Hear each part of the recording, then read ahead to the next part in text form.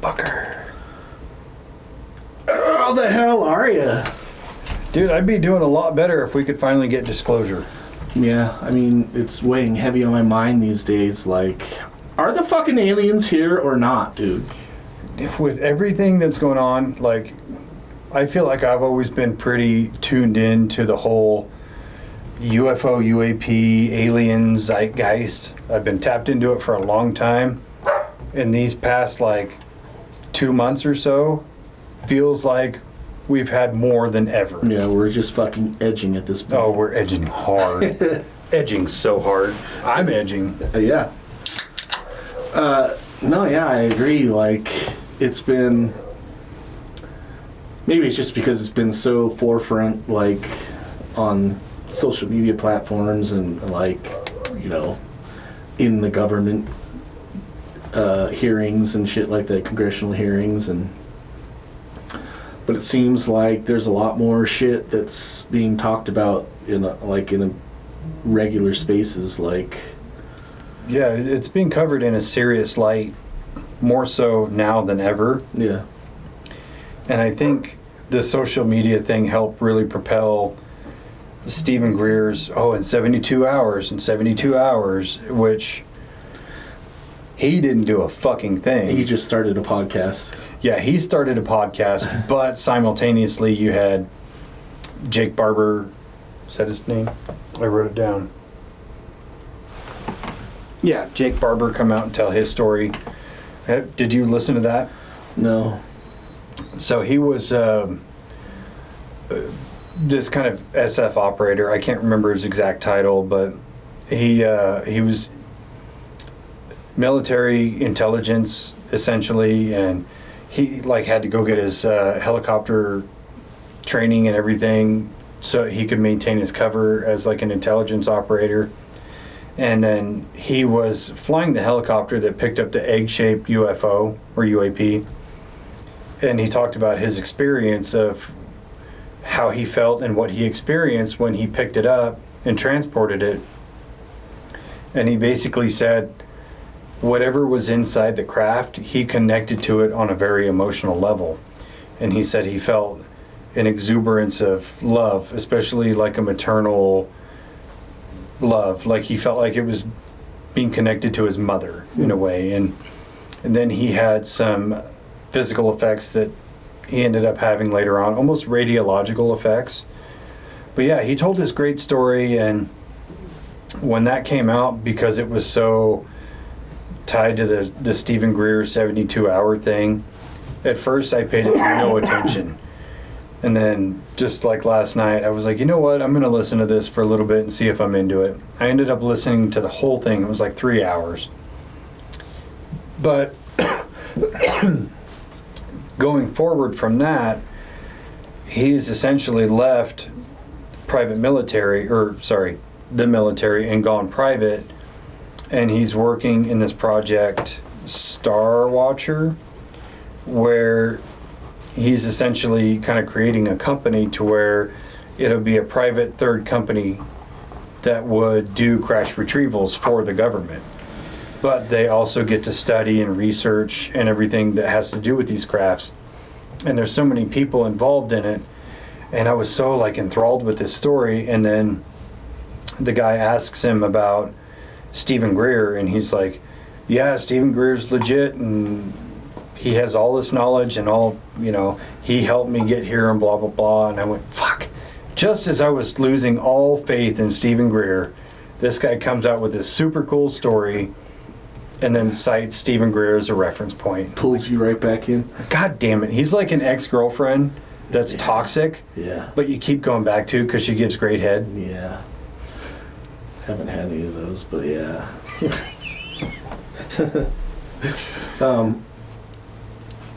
Yeah, I've been listening to Stephen Greer's, like, you know, waiting for this huge disclosure that he's making, and I've watched a few of his podcast episodes and been totally let down by them because he's just like, dude, where's this huge disclosure that all you're doing is pointing us to your website? I don't want to go fucking look at, just tell us what the fucking huge deal is that you know about. Like, So I've been kind of on the same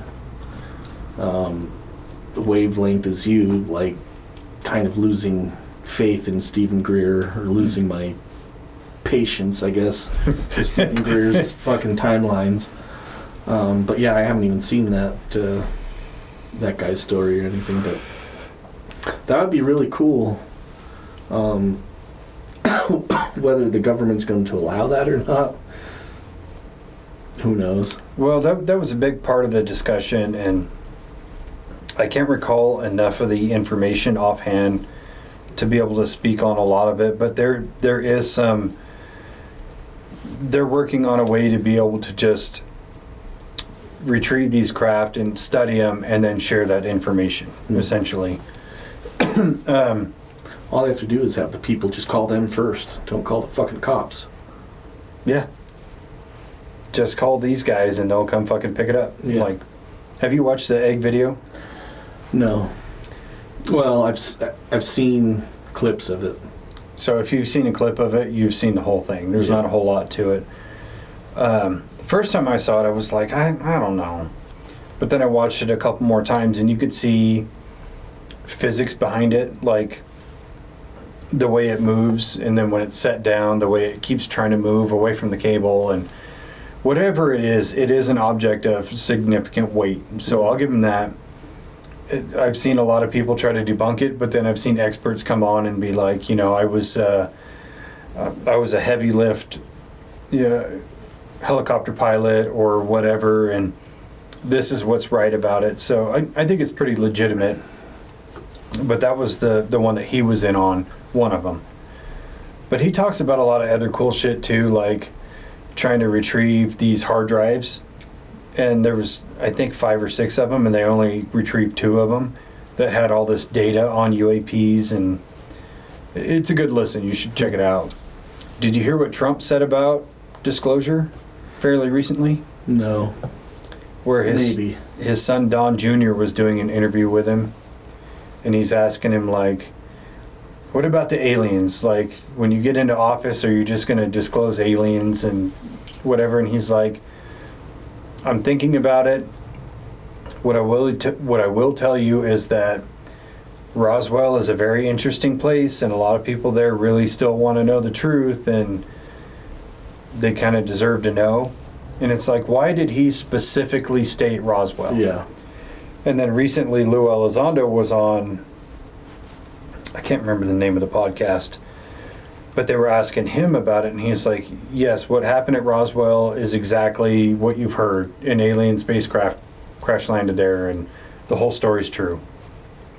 He's not trying to Rick Doty us. Interesting. Yeah, I saw that Trump was like doing a bunch of stuff, signing a bunch of shit, and like some of the stuff that was on his desk to be signed or looked over was like the assassination of JFK and Martin Luther King and Malcolm X. Like, for these things to be put out for the public to look at. But I didn't see that one specifically about the aliens, which is, I mean, if he's really going to do it, fucking everybody already knows it. Like, just, especially if you're going to try to push Space Force as much as you want to push it, like, put it out there that there are aliens out there, and some of them probably don't have the best intentions for us, or 100%. I see certain groups having an issue with that, like not believing it, but like I think that for the most part people have accepted that there are alien life forms in the universe. Yeah, for sure. I mean, probability wise, the idea that we're totally alone in the universe is just irresponsible. Yeah. It just doesn't make sense. Yeah. The disclosure on the other things I think is super fucking cool. But I wonder what prompted that. Because when we talk about disclosure, it doesn't necessarily mean just UAPs, but that's the number one topic with it. Yeah. But these things like JFK, MLK, RFK, Senior, and all those, like, these are mysteries that have not been solved in 50 years. Yeah. Well, how come we have not talked about it? That's a good point. So I was watching a documentary last night. It's on Amazon Prime, and it's kind of talking about like disclosure and why it's taking so long and what the issues are with it. And they're citing like all these different, and it was mainly about USOs and those underwater crafts. And one of the beliefs on that documentary was like there was a naval admiral who was like, he was the chief oceanographer for the Navy. I know who you're talking about, yeah.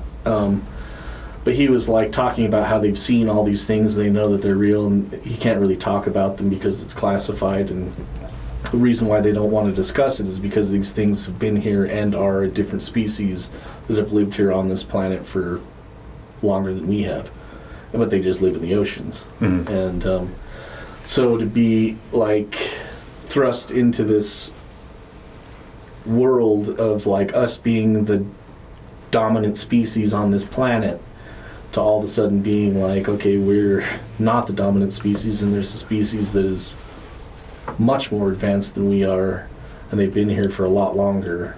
You know, taking that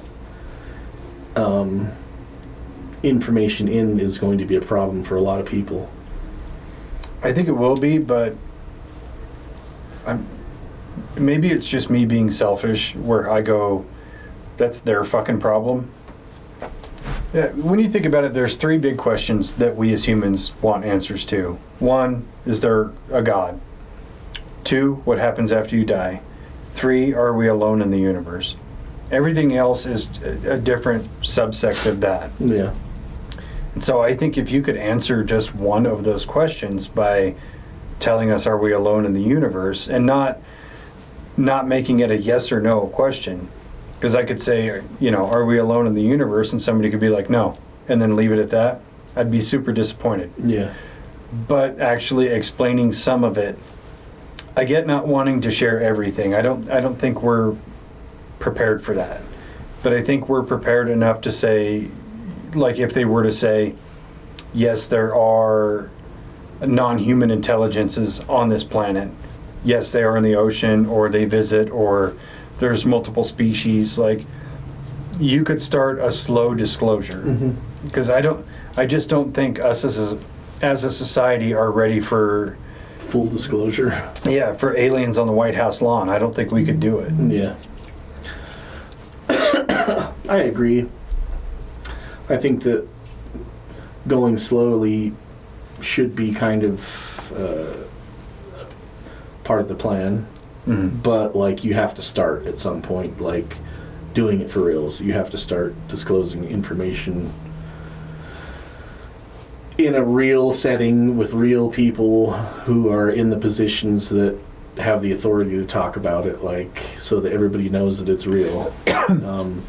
But you have to start somewhere, and I think now is a good time, because in my mind, it's like people are ready for it, or people are open enough to the possibility or to the idea of it at this point in time in our society. I think so too, and I think too many people fall back on the excuse of religion, like, oh, it would just crumble religion. I don't think it would.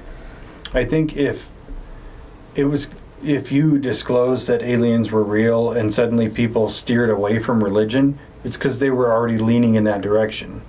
People who are devout, religious, you know, let's just say Catholics, for example, you know, they're still going to be Catholic. They're just going to say, oh, that's another one of God's creation. Like, they'll justify it for themselves. I think, from my understanding, that's kind of the belief of most Christian faiths, is that that God created this world as he has many other worlds. Like, I don't know, like, seems like if he was going to create another world, he wouldn't just make a fucking planet and be like, okay, next. Yeah. Like, yeah, he's going to do the same shit. I have infinite power, but I'm going to only create one intelligent species, and that's it. I'm going to make these, and then I'm going to make giant lizards. Look what they're doing now. I'm going to make this one with moth people. Yeah. Like, yeah. I would play around with it. I mean, why not? Yeah, so this documentary that I was watching, they were citing all these different like cases that I haven't heard about.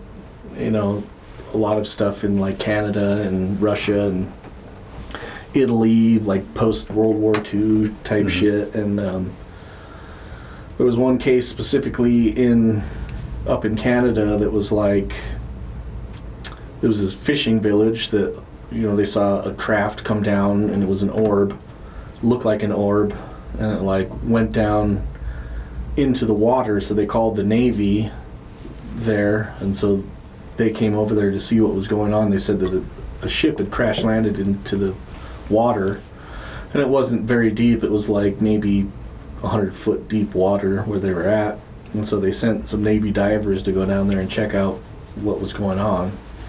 They didn't know what it was. They said a craft crashed there, and so they didn't know if it was an airplane or. So they sent this team of divers down to go check it out, and the divers went down there and they said that they saw a disc down there, and they said they were only about 50 feet away, so they could see it pretty clearly, and it was like being lit up. It looked like somebody was welding underground under the water. And so as they got closer, they saw like beings that were like going around the ship doing work on the ship underwater, and they specifically said they were non-human beings that were working on this craft.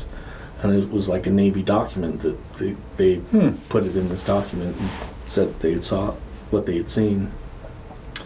But that Navy oceanographer guy, who also, like, after he retired from the Navy, went and worked for NOAA, which is like a big oceanography study group that they study like deep ocean shit. But he said they have like multiple accounts of just being fucking, they're doing their testing, and you know, they've got like probes in the water, undersea remote vehicles, kind of like checking the temperature and the sea life and shit, doing what they do. And there was multiple times where they would just get blasted past by like an object that was moving at like 800 miles an hour underwater, just go right past them. It's especially crazy when some of the objects they described were like the size of a football field. Yeah. Just zipping. So yeah, 800 miles an hour underwater is astronomical. In our, like, most submarines, I think, travel at about 40 miles an hour underneath the water. Yeah, they're not fucking fast at all. And that's because that's what the steel is rated for, to be able to go that fast under that amount of pressure. Yeah.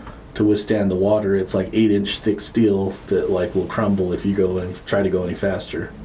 Well, I think that's the coolest thing about the transmedium stuff, is how they go through different forms of different mediums, essentially. Like when they go in and out of water, there's no splash. When they come out, they're not wet. Or even in Secrets of Skinwalker Ranch, I think it's in season 4, where you see some object flies right into the mesa and then flies out of the other side of the mesa at a lower point. And it's, you can see it, you can watch it happen. I know, because they replayed the clip like 97 times. But yeah, how do you just fly through land? Yeah. You know, how are they able to navigate through open space where they can just make a directional turn and zip off at 13,000 miles an hour or whatever? And some of these crafts have been clocked at speeds that we can barely comprehend. Yeah. So there's a lot more to it, and I think a lot more of that needs to be shared. I do understand with disclosure, like national security, or even to a degree like property retention, stuff like that. But yeah, you have to just start telling us things. And I really think the starting point should be the bigger controversies within UFOs within our kind of recent lifetime. Like, start with Roswell. Tell us what happened there. Or Betty and Barney Hill, which I kind of think they're full of shit just a little bit, but tell us the truth. Did you watch that whole docu-series on Netflix about them, or Hulu, that just came out? I didn't, but I've heard enough of their story to say there's a lot of holes in it. Yeah. Or Varginha. tell us a story about that one. Yeah, I mean, even though it was in Brazil, like, you guys apparently or reportedly went and collected the craft, and you guys have the information about it. Like, And the bodies. like, most of the people that are into this shit, like, know these stories and like, know the facts, air quotations, that we consider to be, like, factual evidence, like, that might be surprising to people who are, like, not into researching or looking into this shit. But, like, it seems like there's a growing majority of people who are kind of looking into it and kind of finding it out for themselves, like we are, or have been for years now. Like, it seems like that it used to be like you talk to people and, like, oh yeah, I've seen, like, ancient aliens and stuff like that. But now it's like you talk to people and they have a lot more knowledge, or a lot more There's much more depth to it. yeah. Well, and even, like, you know, like we talked about with TikTok and the way that information just disseminates. Or even take into account in 2020 when the New York Post said, you know, the government admits we have off-world craft. Nobody batted an eye. So you could literally come out and be like, yeah, we have alien biologics, or non-human biologics in our possession. People would just be like, oh, that's cool. Anyway, toilet paper is available again. Anyways, eggs are $18 a fucking dozen. Fuck, dude, eggs are so expensive. Yeah, I saw somebody was posting about it on Facebook, and they're talking about how Trump is supposed to fix. Why is eggs fit $18 a dozen? I thought Trump was supposed to fix all this shit. And it's like, you know, the avian flu is a thing that's going on right now, and it's like wiping out a lot of the chickens, and chickens can't lay eggs if they're fucking dead. Well, and it's also whatever's on the shelf becomes a product of supply and demand. So if it's there, it's already been processed and checked and everything. So it's the demand is high, but the supply is low. Which is going to drive prices. We're going to price gouge. That's just the way that works. Kind of the way things fucking go for everything. But yeah, I don't know. I mean, I think that maybe it's just going to take another. Maybe COVID 2.0 is going to sweep through, then they'll fucking put out some more information. I don't know. God, please don't. Yeah. I can't do another COVID. Yeah. What do you think, like, the ramifications are? Like, how would we be negatively impacted? By disclosure? Yeah. Like, you mean like full disclosure? Yeah. I don't know. You know, I would think that, like, a lot of people that are, like, super deep into religion might have, like, a negative epiphany about life and death, but if they're the good people that they claim to be, it's not going to be like it's not going to be mass hysteria. They're just going to be like, what else can we do? Okay, what does that change on a day-to-day basis? Like, okay, knowledge that aliens are real, I have that now. Well, I got to stop and get gas. Fuck. Yeah. I think you would have a bit of a mass panic, but it would be extremely short-lived. Yeah.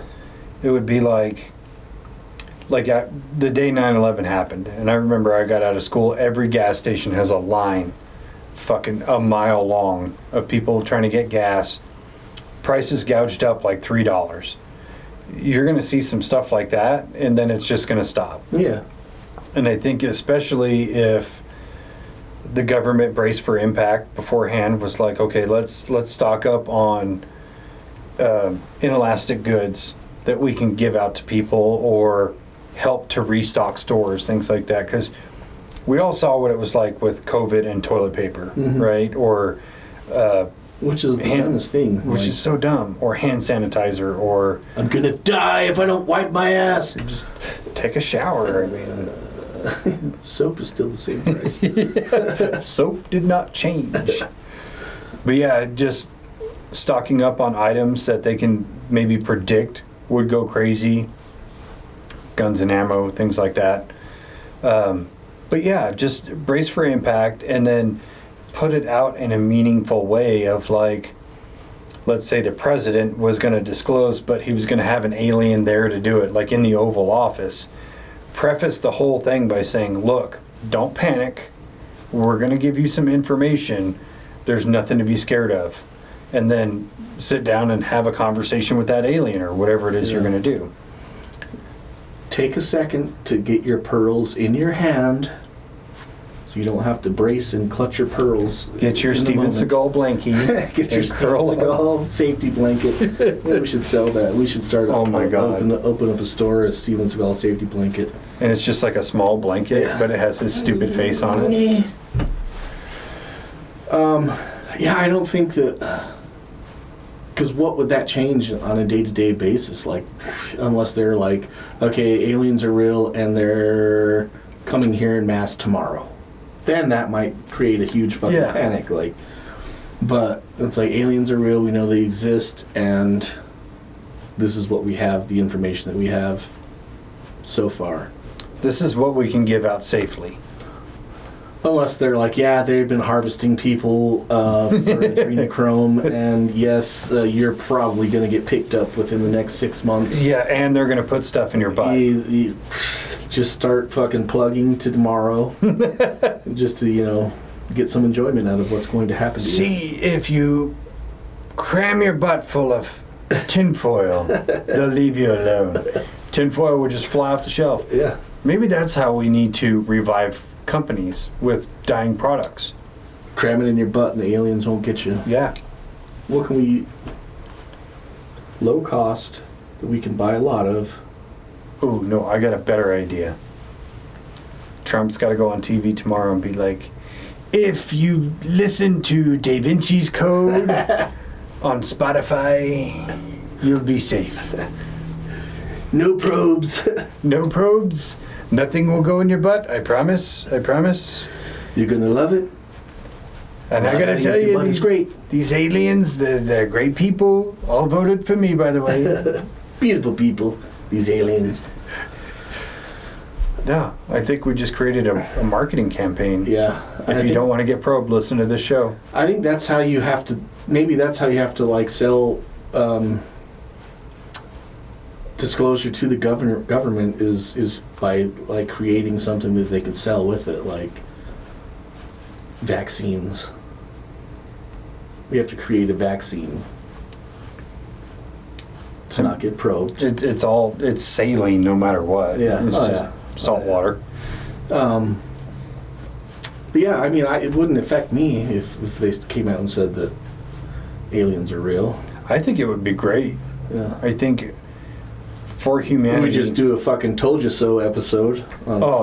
It would just be us saying, I told you so on repeat.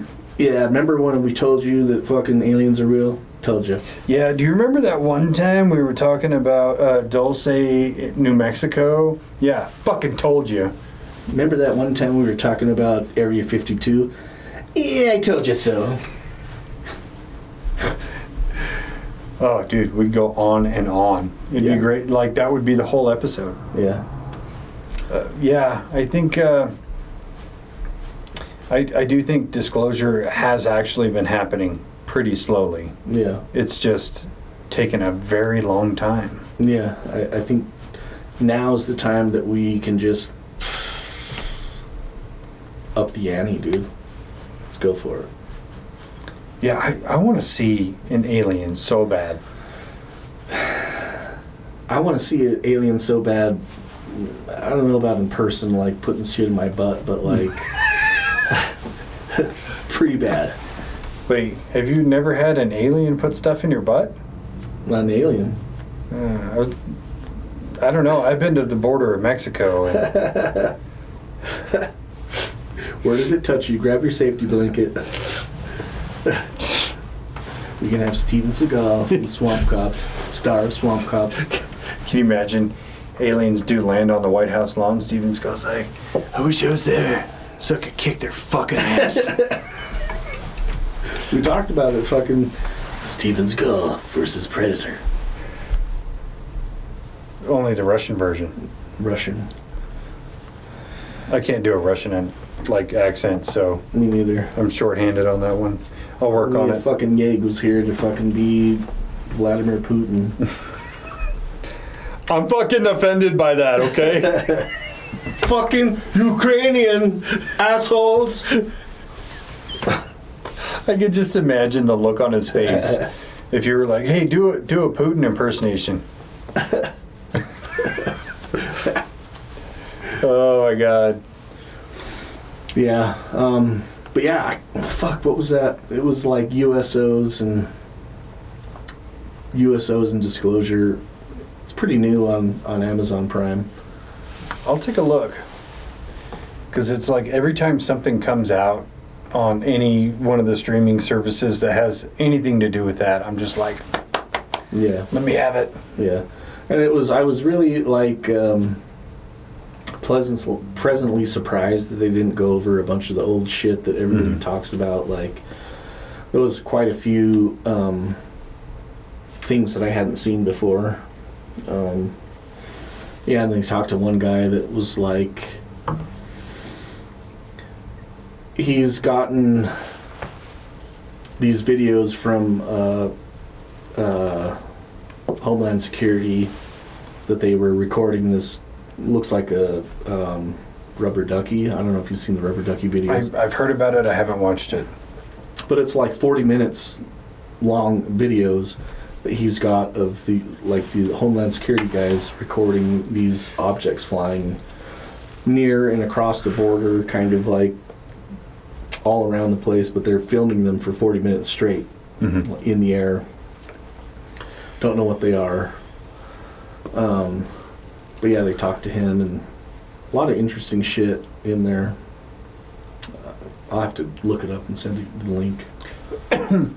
Yeah, I think one thing that would change with Disclosure is not just how we view technology and science, but how we view consciousness.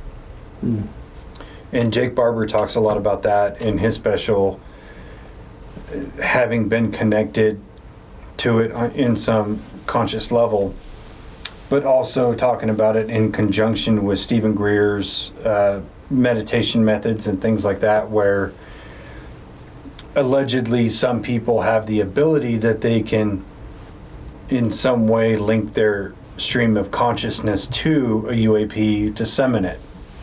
Now, Stephen Greer, again, has kind of been in some hot water about this sort of thing, because he took a bunch of people on this expedition to prove that it can be done, and he's over there like, I'm connected, and everybody who's there sees all these lights in the sky, but come to find out he had paid some aircraft pilot to throw flares out of the window of his plane. And to me, that just draws a huge shadow on him. Yeah. But the way they talk about communication across vast swaths of space, or the ability to control their craft with their mind, it shows that there's a lot more depth to that conversation than just saying, like, you have a conscious spirit and you have one, versus them being all connected. Yeah. And I think that would show us a new paradigm of reality, that like, we're not just bound to our meat spacesuit. And I think that's where a lot of people would struggle with the idea of, oh, why can't I do that? Or how come I don't have these powers or whatever? And it's like, you just don't have the ability to harness it yet. Yeah. But by showing you it's possible, that's the first step.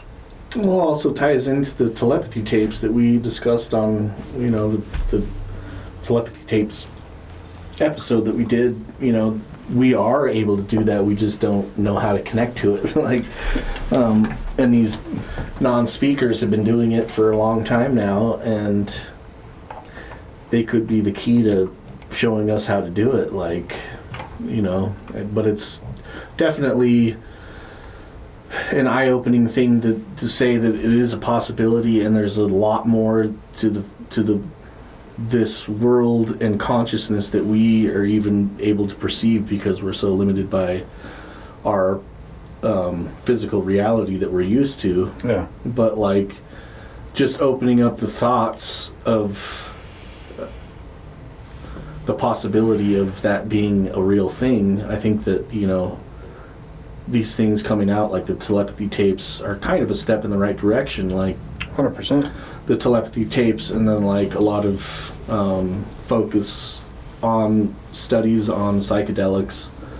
And, it's got to go back to psychedelics, of course. Everything does. But opening up these channels in your consciousness that are there, you're just unaware of them and how to access them on a higher level without the use of, substances that can drop those filters that we're used to.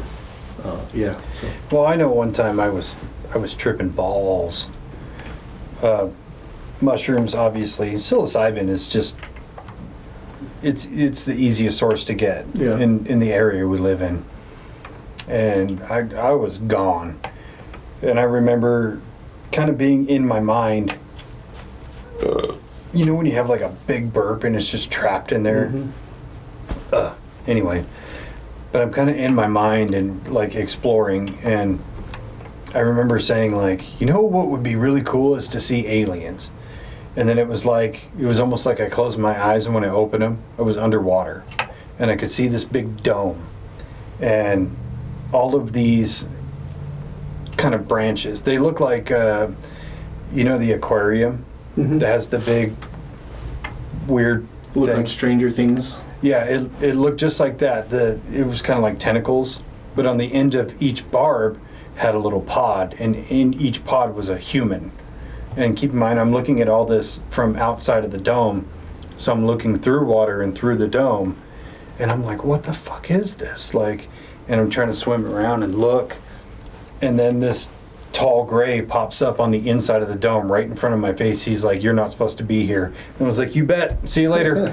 And I remember closing my eyes, and then I opened them again, and I was gone. I wasn't there anymore.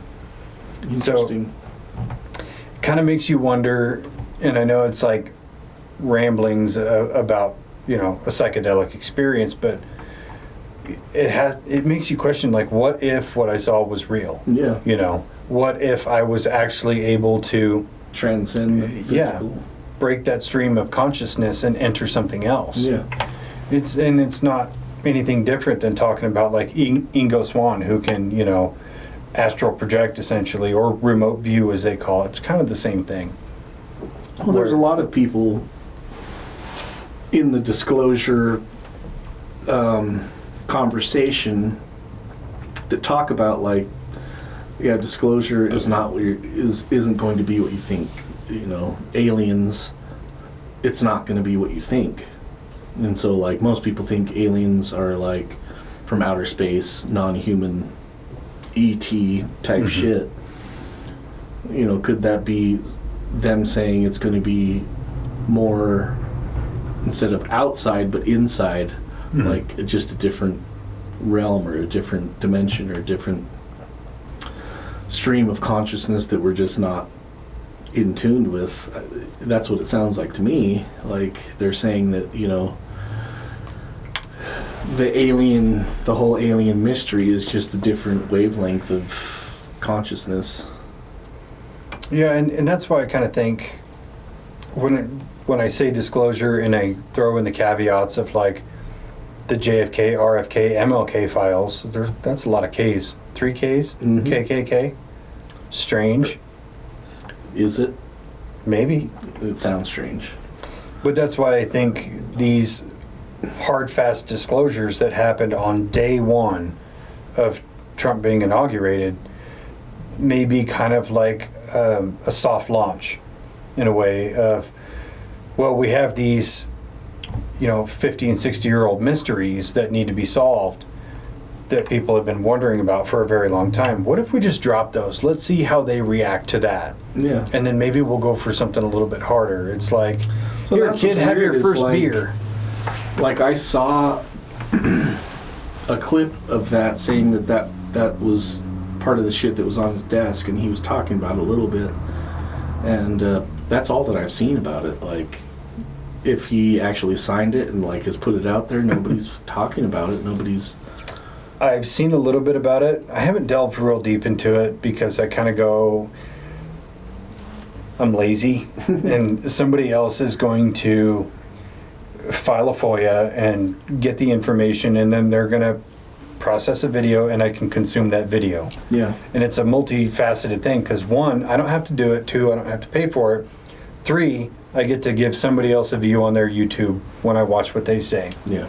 Is that responsible? Probably not, because I'm getting it secondhand. But eventually enough people are going to be saying the same thing that it's probably like, okay, this has to be what it is. And with MLK, there's so many negative things that I've heard about him over the last like 10 years that the few things I have heard, I've listened to it and go, yeah, that tracks. Like he was into gay orgies and they would sexually assault women and Really? just all these horrible things about this guy. I haven't really looked into that whole situation. You know, I remember hearing that stuff years ago. Really? Yeah, and then seeing some of the documents, like I came across a couple this morning and I didn't really have time to sit down and read them, so I was just kind of like fast going through it and just pick out some keywords. But yeah, it all seems pretty legit. Yeah. There's a lot of shit that like those things like we talked about a little bit that like I'll see in conjunction with trying to like look into something else that we're doing an episode on, and it's like, okay, well, I'm gonna have to put that on the back burner. Like, so my queue is like all these random ass shit that I saw while I was trying to look for something specific. Like, so I have like, you know, all those things in my video queue of like saved for later so that I can eventually look at them. I'm not going to. Like, I just have a queue of like 700 videos of different shit that was like, oh, that's fucking interesting. Okay, put that over here for a second. We gotta talk about fucking Steven Seagal, dude. I regret nothing. Neither do I. I mean, had to be said. Reminder, Steven Seagal, huge piece of shit. 3 Bonos, dude. 3 Bonos. 3 Bonos. 3 hole. Shit. 3 hole.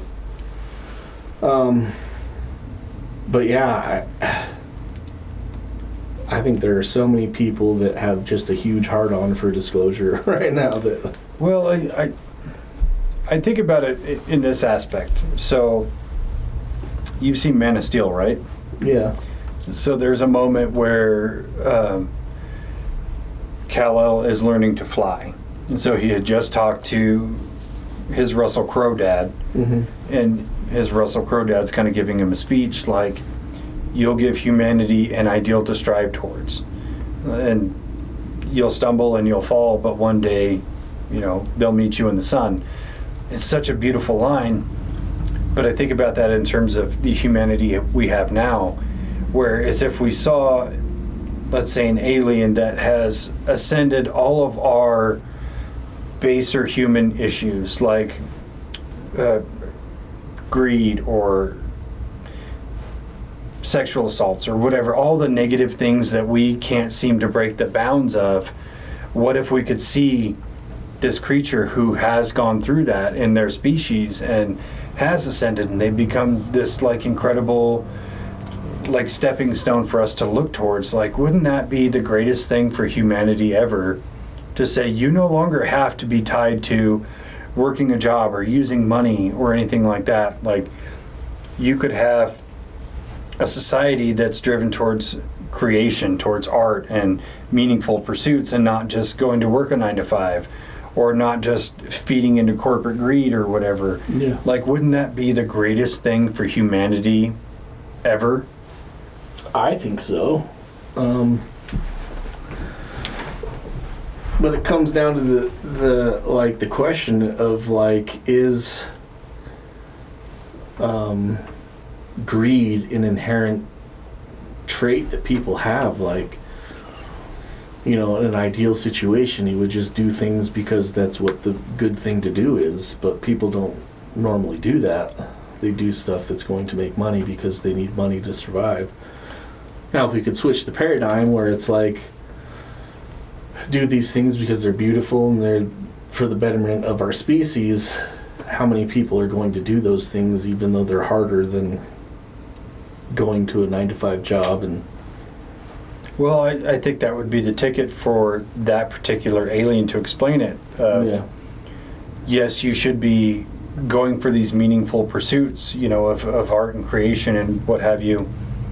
And yes, right now you have to work, but now is where you start building the system. Like, this is my society, this is how we live. And it's all of us. It's not just me and I get to create, but these other 10 dudes, they have to go to work. It doesn't have to be that way. Yeah. And we have the means to get you there. Like, we can teach you the technology. We can teach you the mentality.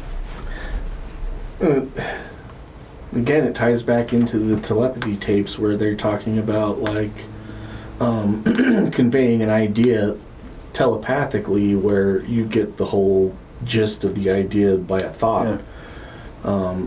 So, yeah, I mean, if they just came here and taught us how to communicate in a real way telepathically, that might be the only thing they need to do. Like, you could fully understand somebody's intentions by what they're thinking as opposed to what they're saying in an instant. If you could give somebody the breadth of an idea instead of just being like, hey, would you rather go to work or would you rather paint, Instead, you show them the entirety of the process where it's not about not working, it's about doing something for the betterment of your species, but these things are taken care of. You no longer have to have monetary value and blah, blah, blah. Show you the entirety of the situation with a single thought would convince you to be like, you're right, I don't have to work. I can do this instead, but this is what I have to do now to get to that point.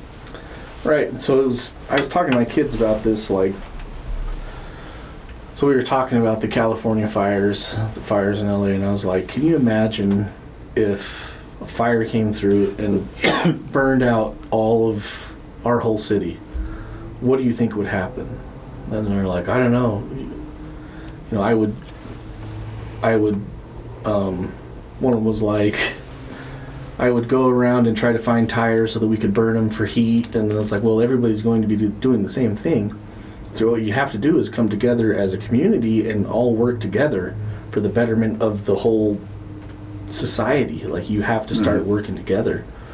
And it's like, that's the only way. You can't just survive, or else it's going to break down into like a post-apocalyptic, everybody's fighting for resources. If you come together, gather the resources, of course there's going to be some asshole that wants to keep all the fucking shit for themselves because they think that gains them power. But it's like,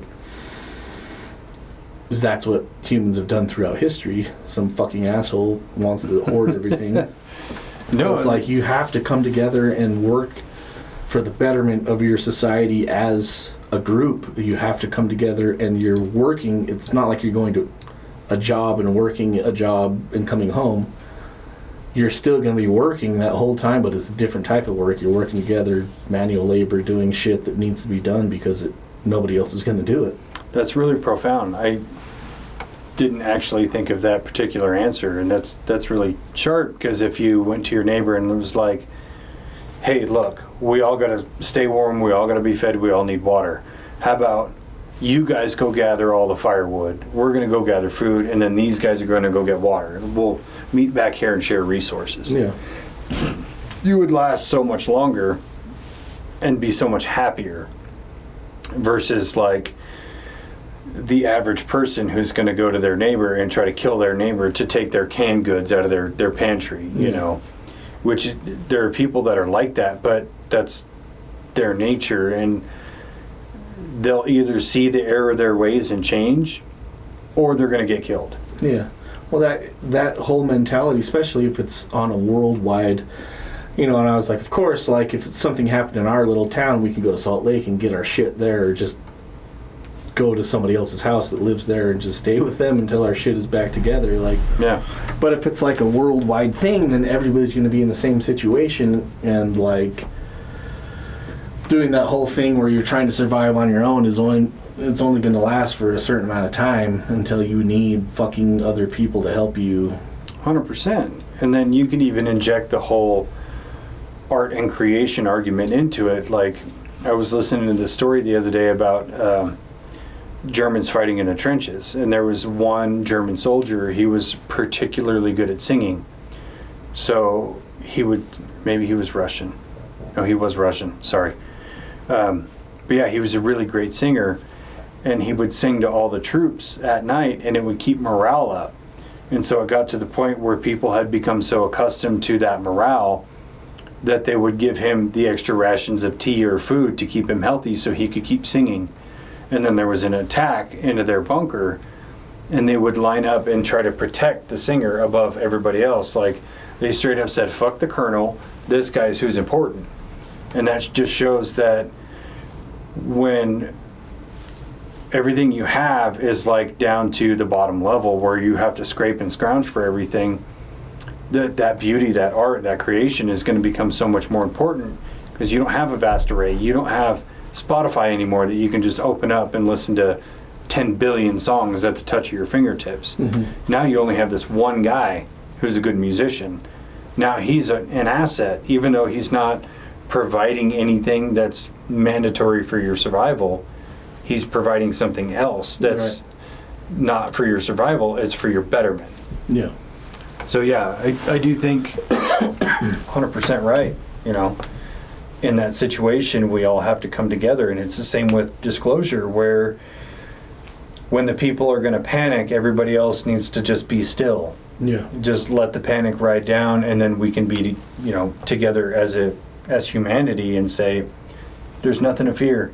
If they've been here for 100,000 years and they haven't wiped us out yet, why would they do it today? Yeah. You know. That's one thing that I always like, because I used to have like panic attacks and like worry about what shit is happening when I was younger. And it was like stupid shit, like, but I would have to calm myself, like, you're still alive, nothing's happened, everybody's okay, like, what you're worrying about doesn't fucking matter. Yeah. It does not matter. Like, okay, cool, yeah, I'm calmed down. Like, okay, yeah, that makes sense. But, people have to come to that realization through the help of other people being calm and showing that you don't have to fucking panic about dumb shit like aliens are real. Ah, fuck! I'm hungry. I need a sandwich. Somebody's like, aliens are real. You're like, are they down to fuck, or do we have cheese? We want a grilled cheese sandwich. Aliens are real. Are they over their ex? Because I might be interested.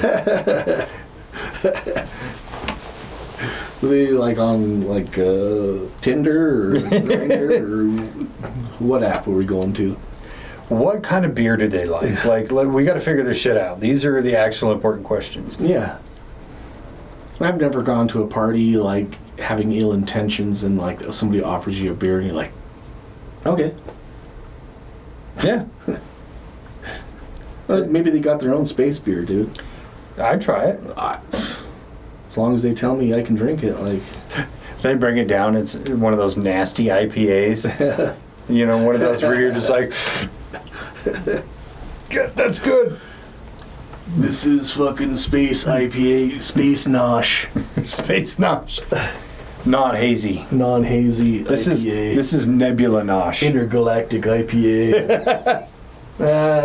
I'm good, dude. What if disclosure happens and we find out everything on Rick and Morty was real? Rick and Morty, as fucking hilarious as it is, like, I think they have the best model for fucking the meta, or the, what is it, the multiverse? Multiverse, yeah. Yeah. I mean, they have the best model. That show is so intelligent. Yeah. And I hate to say this because it makes me feel kind of arrogant, but like, I tend to know my way around science words, but every once in a while I'm like, fuck, I gotta Google that one. But the way that Rick can just describe something so offhandedly, but be 100% accurate, you're like, God damn, that's good. Yeah. That's good writing. It is. It's fucking... So, you have to ask, like, is it art imitating real life, or is it just fucking total bullshit they're making up? Well, that's that's the question I've had for a long time with movies about aliens, where it's always kind of speculated like that was the beginning of disclosure, especially with Close Encounters of the Third Kind, which is an extremely one-of-a-kind movie, to the point where you have J. Allen Hynek in the fucking movie, or the people from Project Blue Book in the movie, who were there as technical advisors. Why would you put technical advisors working with a Hollywood production movie about aliens? Why would they be so hands-on? Yeah. If not for the fact to show, like, this is real, but we're going to give it to you in the most palatable way that we can at the moment. Because when you watch the movie and you look at so many things, like when the spacecraft flies past Richard Dreyfuss's face, and then later on he's in the bathroom and he realizes half of his face is sunburnt and the other half isn't. Kind of like a radiological effect that so many people have reported. Or the fact that they were benevolent, but some of their technologies had adverse effects to us, and it wasn't like we were trying to hurt you, it just happened. Yeah. Or even with the case of like Travis Walton, where he was investigating this UFO thing and a beam comes down and it accidentally hurt him, so they brought him on board to fix him. Yeah. Where maybe those things aren't so much fiction as we believe, and more of like that beginning of disclosure, where Close Encounters of the Third Kind came out in the 70s, where we're kind of over the Vietnam War, we're past a lot of the civil rights stuff, we're kind of moving into a new era. It really is kind of genius in hindsight that if you were going to introduce that idea, to do it then. Yeah, maybe it is like the people who have the knowledge, or the information to disclose, are waiting until we're at a point where we can technologically understand what they're saying.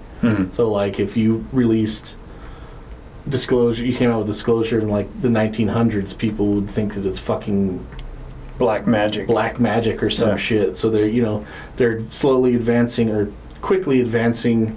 So if you look in the last 100 years, technology is advanced at an like exponential. Yeah.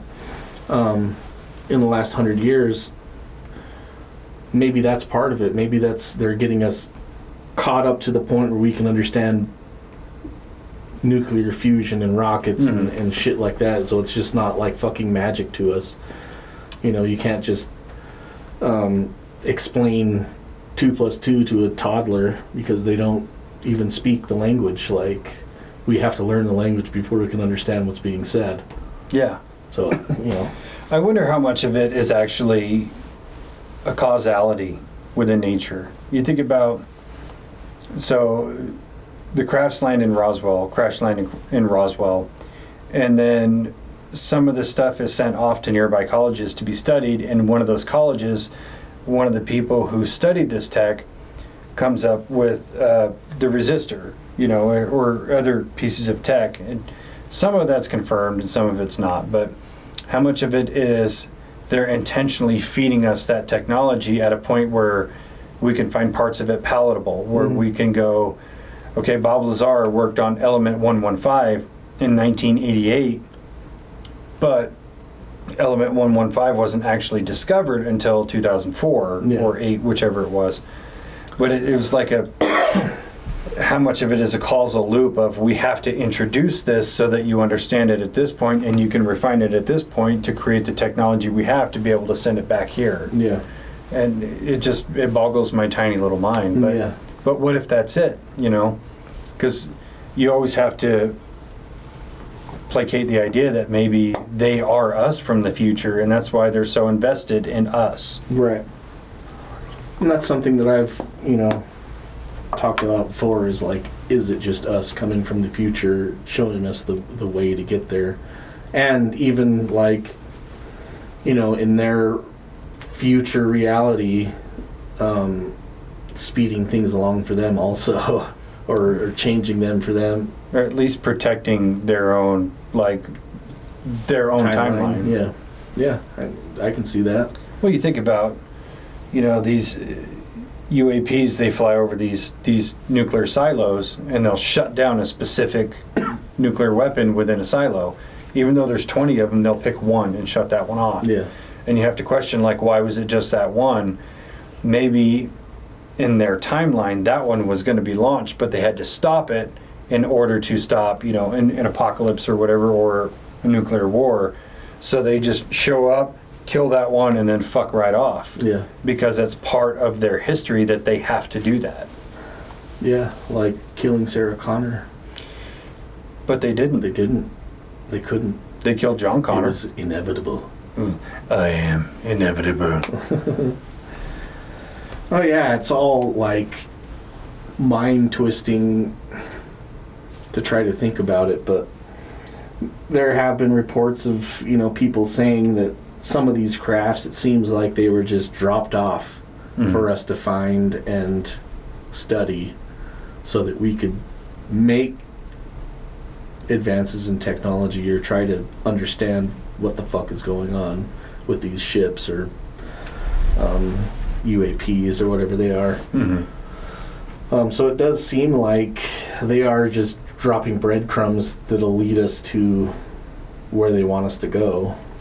100%. And even to double down on that, where you talk about Jake Barber's case, where he felt his consciousness essentially intertwined with whatever was in the craft that he was towing. But he talks about his history, being a student where he was in the GATE program and all these other factors that played into it. He had a sense of being an empath or whatever. They're specifically choosing people that they're kind of exposing themselves to in order to get that disclosure coming, in order to start kind of pre-gaming humanity for what's coming. I wonder if the aliens know that Steven Seagal is an empath. They're like, no, he's Russian. We don't want him. Oh yeah, but that, even him saying that, kind of, you have to think that, that if he's able to connect to this thing, in his consciousness, is that an ability that we all have? It probably is, and they probably know that, and using something like a unmanned ship or something like that to show us that it's a possibility and we are capable of doing it, smart. I agree. I also think that we all essentially have the same piece of thinking meat between our ears, right? Yeah. It's all the same piece of gear. It's how you use it that can make the difference between you having empathy or not having empathy versus you being able to telepathically communicate versus just verbally communicate. I think the ability that you have in your mind is probably detectable in some way, shape, or form. And if that's how whatever they are communicate across vast distances and how they control their technology, then they can probably easily tell. Yeah. And when you say some of these people believe that, the ship was just dropped here and it almost seems like a gift, and then they send in knowing that the crash retrieval team is going to have somebody like Jake Barber who we want to communicate with because he has this ability. It's like a predetermination almost. Yeah. They're trying to make it happen. To have that, they knew that he was going to be there. Yeah. Yeah. Which I hadn't really put into a scope until now, and now my brain's going a million miles a second. Very interesting, very thought-provoking. Yeah. Just they know I'm an idiot. They're not contacting me, so. Yeah, maybe that's why I haven't been probed yet. Damn it. No, it's because I had all that tinfoil in my butt. Yeah, I just find a piece of tinfoil and stuff it right in there. Just keep it packed What am I going to in. do with I know. You know when you tear off a sheet, but it leaves that little corner right Oh yeah, at the dude, edge? I got Wrigley's gum foils in there. Fucking Waste not, want not. old tinfoil hats that I fucked up on. The Wrigley's gum thing. That's good. You know when you get done eating your sandwich on your break, you just bloop, down the hatch or up the hatch. Up the hatch. I just make it into like the biggest square piece I can get just to get some feeling back. Not me. I hoop that shit, bro. It's that fucking big. Don't be a pussy. Old Wes Watson's not getting contacted by aliens at all. Oh, Wuss Twatson? Old Wes Watson. I'm gonna side note on that. Did you see the video of him beating up that guy in the gym? No. Yeah, it was some guy went in there. He was plainly looking for trouble, but I guess he had like a mental handicap of some sort. Went up to Wes and was trying to start shit, and Wes started hitting him, and then all of Wes's homies started hitting him. And I really hate saying this. It really feels like entrapment. Like you went up to pick a fight with these guys knowing they were all going to jump in and beat your ass so that you could get them in trouble. So is Wes Watson back in jail? I haven't heard anything about it for a few weeks, but That's tragic. yeah. Anyways. I was going to text you about it, but I didn't want to like filter it into. So he is getting probed, just not by the aliens. Well, we know he likes being probed. But yeah, so final question. Do you think disclosure is coming quickly, or is it going to be a much slower process? I hope that it's going to be done quicker than it has been, but I feel like it's going to be the same song and dance, kind of like testing the waters to see where we're at, like giving information when it leaks already after it's already been out. I'd like to say that yeah, Trump's gonna blow the gates out, but I don't think he is. You? Yeah, I'm kind of on the same page, but I feel like we're getting disclosure in a different way, where you actually have people kind of at the forefront, like Sean Ryan, or what's that guy's name? Ross Coulthart from News Nation. He's doing a lot of these interviews with Jake Barber and Brandon Fugel and all these people, like actual journalism into these topics on a pretty huge news platform. Yeah. So you have guys like that are bringing these stories into the forefront, or like with Sean Ryan, where he was doing a whole spiel of them there for a minute. He had the one gal, I can't remember her name off the top of my head. She was a psychic essentially, or Michael Herrera, that oceanographer, remote viewing people. Like people who have these big outlets with these big audiences are bringing attention to these topics, and people are paying attention to it now more so than ever. Yeah. Even Joe Rogan, you know, he's playing a big factor in that too, because he's asking hard-hitting questions to the right people. Yeah. And not speculating in a way that's just fringe or silly. It's like asking real questions. With Trump,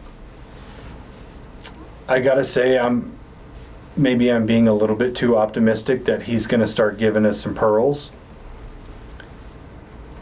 But I also feel like the lightning speed he's moved in 1 week on things that have not been talked about or dealt with for so long is like, what if he does? Yeah. What if next week he's like, you know what? Let's just talk about aliens. And I think that, like, as you were talking about, like, people talking about it more prevalently, much more, you know, out in the open on these bigger platforms, I think that the more people put pressure to have it released, to have, you know, these things, and the more people that are talking about it and asking questions about it, the more that it's in the forefront, the more likely it is to happen. Like, you know, if the people want it, then 100%. Trump's definitely a person to look to please the peasants. You know, even if he Us doesn't, peasants. even if he doesn't do it for the right reason, doing something good is still doing something good. Yeah. You know, but I do like that you have a lot a lot of very credible people coming out, like, you know, Michael Herrera or Jake Barber or whatever, these guys whose record is above reproach come out, risk everything to tell these stories. I mean, especially in terms of military personnel, because for a long time you had Fravor and Grush, and that's like all you really had. All the other voices were either kind of silenced or they didn't talk very loud. Yeah. But now you have so many coming out of the woodwork, you know, people with a lot of credibility that you go, I don't know, man, this story seems pretty legit. This guy's telling it, I believe him. You know, that is going to carry a lot more weight than, you know, your average UFO hunter who's like, oh yeah, I saw a light go across the sky, you know.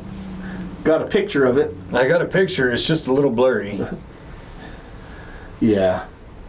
I'm optimistic that more information is going to come out, and like we, the masses, might be enlightened by it. But I could also see it going badly. I could too. Just because there's a lot of fucking weird people that are weird. I mean, about small shit. Yeah. How are we gonna wipe our ass? Yeah. There's aliens in the fucking sky. Come on, guys, let's fucking think about it. Sock, rag, a bidet, some leaves, water. I don't know. Actually, one more question. Of all the aspects with UAPs, like alien life forms, different species, interdimensional, extra-dimensional, the technology, all the factors with that, which one is the most intriguing to you? I would say interdimensional is a lot more intriguing for me, because I already have the feeling and thought and knowledge, I will say at this point, to say that there are extraterrestrials in our universe. There's different life forms out there on planets that we can see in the night sky. Like, yeah, I definitely believe that. So that's not a huge leap of faith for me to say that yes, there are aliens, as the like belief, you know, our collective belief is right now about aliens. Yes, there are aliens, but like intergalactic beings or dimensional beings, I think is a lot more intriguing to me, just because it is such a mind fuck to think about. Like, there are things and spaces around us that we're unaware of all the time, in every place that we go all the time. That is mind-boggling. I would have to go with the consciousness aspect of it, because for one, I really want to just disprove the whole simulation theory. I hate to think that we're all just plugged into a computer kind of thing. Yeah. I like the idea that we're all connected via consciousness, and that if we learn to accept that as truth and reality, our differences no longer mean a fucking thing. Yeah. It doesn't matter what color your skin is versus mine, or economic inequality, or whatever, what you believe about this, what I believe about this, because all of those things would mesh. Yeah. Like, you could say you believe in God and I say I don't, but if our consciousness can stream together, I can understand your point of view better than you can articulate, and vice versa. Right. And I think that is the most fruitful idea to come out of the whole thing for me. Yeah. And for me, like, when you mention, like, simulation theory, I think that they're kind of the same thing, just like we talked about before. Like, simulation theory is the consciousness theory being explained in a way that we understand it through computers. Like, yeah. Well, and I just want to break free of that so much. Like, I can understand of it, yeah, the vernacular behind it. Maybe it's just because it's too easy to swallow for me, versus the idea of saying, like, consciousness as a whole exists, and it is a simulation, but it's a simulation that we create individually, or you know, some wider, more like introspective version of it than just, thinking about it like the Matrix. You know what I mean? Yeah. Because I hate that idea so much. Like, that's all we are. Dope movie, though, the first one. Fuck, amazing movie. Yeah. But yeah. Let's see. We'll stay tuned. Hopefully, Trump is going to be like, aliens are real. That's what happened. And I just got word from Putin that they've taken Seagal. They threw him directly into the fucking sun where he belongs. He's still melting. He's a big guy. Probably voted for Kamala. But yeah. I'm glad we talked about this. Me too. I'm glad we had time to squeeze this one in. Yeah. Because it was heavy on my mind last night. Yeah. Yeah, I was going down the rabbit holes of like all these other things and then just saw this thing pop up and I was like, I'm watching that. Yeah. Got sidetracked for 2 hours watching some alien shit. Yeah, I knocked out the research on the fire stuff and all the Steven Seagal stuff was in the back of my mind. So I was going. I know we're not talking about Steven Seagal, but we are. It's tertiary. Were you talking to me about the interesting facts of Steven Seagal thing on TikTok? I probably mentioned it at some point or another. Oh, yeah. If you haven't watched those, go in there and it's like a 20 episode thing. It's like another interesting fact about Steven Seagal and I don't know if they're all real, but they're fucking hilarious. It's like Chuck Norris facts. Chuck Norris facts, but super not cool. Yeah. Do you have a good Chuck Norris fact? I don't offhand. I'm Okay. sure you do though. I do. I'm an encyclopedia for this shit. I'll tell you one and then we'll pull it. Did you know that Chuck Norris was the fourth wise man? No. He gave Jesus the greatest gift of all, the gift of the beard. Jesus loved it so much he wore it all the way up until his death. The three wise men were so jealous of Chuck Norris that they decided to omit him from the Bible. All three of them suffered roundhouse kick related deaths. Actually, I'll tell you one more. Did you know on the set of Walker, Texas Ranger, a car hit a deer and the deer died? Chuck Norris brought it back to life using mouth-to-mouth resuscitation. The deer got up and started walking. Everybody was in awe. Chuck Norris roundhouse kicked it to death, citing the good Chuck giveth and the good Chuck taketh away.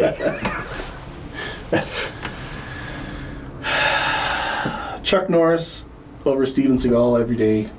100%. 100%. Good guys wear black. They do. Well, good guys don't dress like fucking Native American guys being Chinese. Russian Mongols. Russian Mongols. Okay. Love you. Bye-bye. Bye.